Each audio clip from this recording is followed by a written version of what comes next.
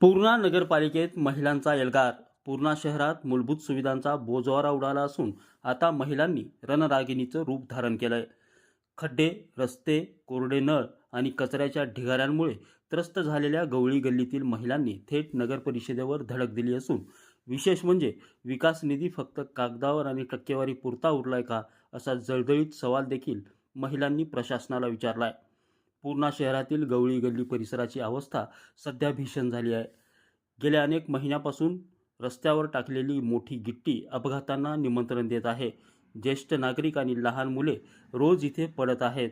मात्र प्रशासनाचे याकडे सपशेल दुर्लक्ष आहे. इतकंच नाही तर हर घर जलच्या घोषणा होत असताना इथे नळांना मात्र फक्त हवा येते, पाणी मिळत नाही. पण घरपट्टी मात्र भरमसाठ वाढली आहे. घंटागाडी वेळेवर येत नसल्याने आजार पसरण्याची भीती व्यक्त होत आहे.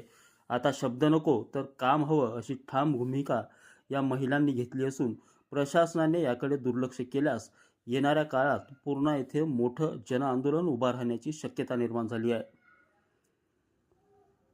पूर्ण्याहून सुशील गायकवाडसह नितीन बनसोडे, एकमत डिजिटल, पूर्णा.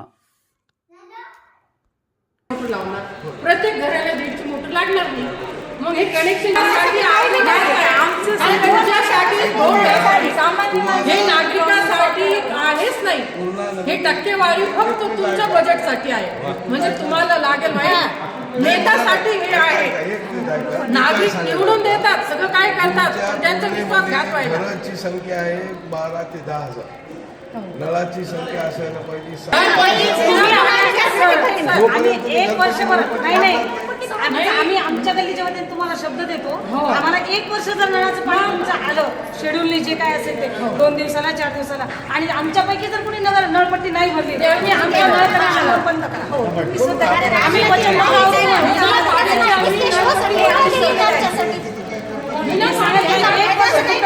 पाणी पुरवा आणि त्याच्यानंतर आम्ही नळ बंद करा. जसे